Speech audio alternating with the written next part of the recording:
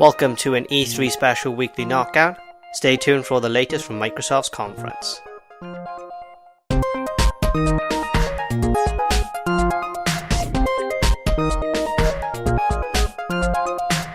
So day 2 of E3 has begun. Microsoft kicked off with a rather stellar conference, I have to say. And following in their footsteps, let's get straight into the announcements. So they kicked off by showcasing the Xbox One S, S standing for Slim. It had long been rumoured that we were going to get a slim version of the Xbox One. Many predicted, including myself, that we would get a slim version of the Xbox One, and that's come to pass. It's going to be 40% smaller, have a 2TB internal hard drive, and also internal power supply. The console will also feature an IR blaster and support 4K output. It's going to cost $299, and it will come with a revised Xbox One controller, which is going to feature a textured grip, Bluetooth support, and extended wireless range. And the Xbox S is going to hit store shelves this August. Next up, Microsoft announced an exciting new initiative called Xbox Play Anywhere. What Xbox Play Anywhere means is you buy a game once, be it on Windows 10 or on Xbox One, and then you can play that game anywhere, whether it be on an Xbox One or on a Windows 10 supported PC.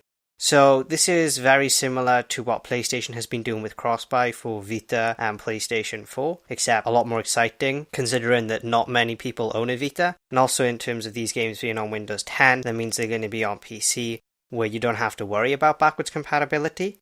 So essentially, if you purchase a game now on your Xbox One, provided you have access to a Windows 10 PC either now or in the future, you're going to be able to keep that game pretty much forever. It's also going to support cross-save, so you can start playing on Xbox One and pick it up later on your Windows 10 PC or reverse. And there are several games that are going to support this: Gears of War 4, Killer Instinct, Ark Survival Evolved being just a few, and you'll see that a lot of the games they showcased or revealed today are also going to be supporting Xbox Play Anywhere. Speaking of Gears of War 4, we had a gameplay trailer for the game, and I'm not going to say anything, but you should go watch that trailer because something really exciting happens at the end. There was also Gears of War 4 Elite controller announced, and on the topic of controllers, Microsoft are going to start selling custom controllers. The new scheme is called Xbox Design Lab, and it allows you to design your own Xbox One controller. They're going to cost $80 a pop and customize several elements such as the color of the analog sticks, the color of the front plate and the color of the back plate, color of the triggers. I believe they said there's something like over 8 million combinations this controller, and you can also engrave it for an extra $10. And these controllers will be shipped straight to your door. Microsoft also announced a new character that's going to be available for Killer Instinct Season 3. The character is available right now, and that's General Ram from Gears of War. Next up, Microsoft announced Forza Horizon 3. It's a game that I personally predicted, considering that this has been a biannual franchise for the past 2 years now. The game looks incredibly gorgeous. It's going to be set in Australia. It's going to feature 4-player co-op. The game's going to release the 27th of September this year, and it's also going to support Xbox Play Anywhere. Another game to be supporting Xbox Play Anywhere is ReCore. We got a very stylish new trailer for ReCore, and also a release date of the 13th of September. I am so glad this game is coming out this year. I cannot wait to play it. Next up was something strange from Microsoft conference. We saw a Final Fantasy 15 demo. Unfortunately, there were no new details, but the demo was incredibly impressive and the soundtrack was particularly gorgeous. Next up was a trailer for the Division Underground expansion. This is the first expansion coming to the Division. It's going to release on the 28th of June for PC and Xbox One. If you're playing on PlayStation 4, it's going to be released on the 2nd of August. Microsoft then went on to talk about a couple of updates that are coming to the Xbox One and coming to Xbox Live. In terms of new features for the Xbox One, you can expect background music and language region independence to be coming very soon. In terms of Xbox Live, they're going to introduce clubs, which allows players to create their own communities, a looking for group service that will allow you to look for teammates, play multiplayer games with, and finally Arena, a service to support tournaments. They also talked a little bit about Minecraft and talked about something called Minecraft Realms. Effectively what this is going to do is it's going to allow crossplay between Xbox One, Windows 10 and mobile editions of Minecraft. They didn't mention the PlayStation's editions at all, and I think it's fairly safe to say that this update will not come to PlayStation. Also, if you are playing on mobile, texture packs are going to become available very shortly. Also at the conference was a showcase of indie games that included Cuphead and Below, but no release date for either of those games. I'm really desperate for a release date on Below. Please, please, please, can that game come out already? Although talking about a game that has come out, Limbo is going to be free to download on Xbox One, although for how long this promotion lasts, I'm unsure, so grab it while you can. Also free is Tekken Tag Tournament 2, this is for Xbox Live Gold members. This promotion will only be for 1 week, and the reason that this promotion is going on is because we got a new trailer for Tekken 7. We have a release window of early 2017, and the game is coming to PC, PlayStation 4, and Xbox One. Back to indies, and We Happy Few is headed to consoles, coming first to Xbox One. The game is going to be included in the Microsoft Preview program.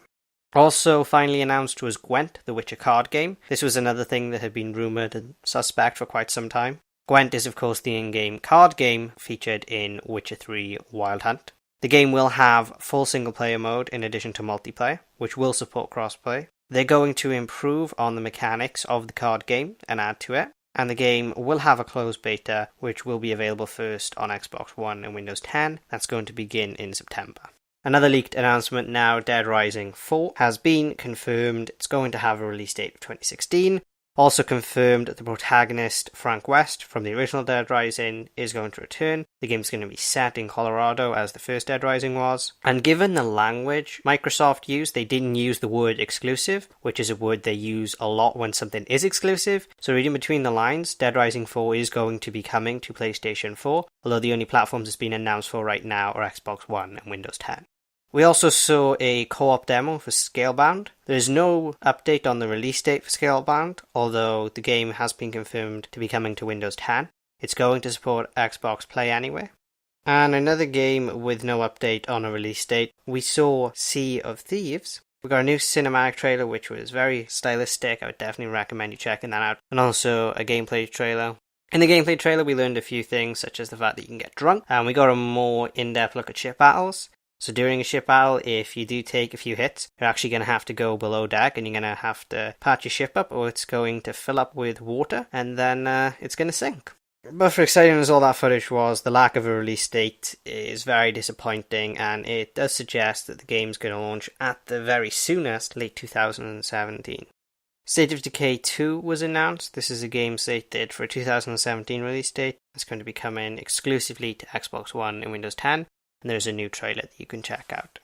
Also coming in 2017 is Halo Wars 2, that's going to release on the 21st of February. The game will be set immediately after the events of Halo 5, and a beta for the game has already begun.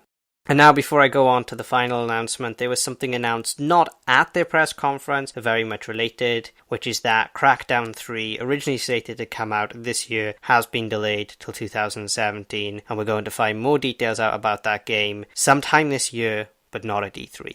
But now on to the big announcement, Project Scorpio has been unveiled. So rumours started circulating about Project Scorpio a few weeks before E3, and pretty much all of the rumours were correct. The console is going to include 6 teraflops of GPU power, it's going to have 8 CPU cores and 60Hz rendering capabilities. The console will support 4K and VR. Interestingly, Microsoft haven't announced who they're partnering with for VR. Now this doesn't mean that they're not partnering with Oculus Rift, but if they are partnering with the Rift, then it's something that they're not comfortable talking about right now for whatever reason, possibly just firming up a few things behind the scenes. The console will support all games released on Xbox One and all accessories for the Xbox One.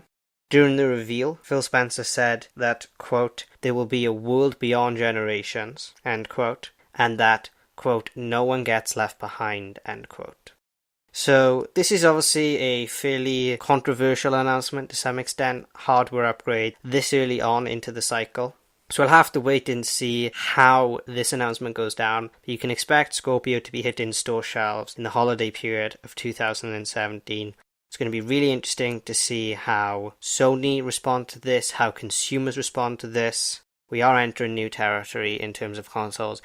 But that was all we got from the Microsoft E3 press conference. Like I said, a stellar press conference all in all. And be sure to join me for the remaining 2 press conferences, Ubisoft and Sony, later today.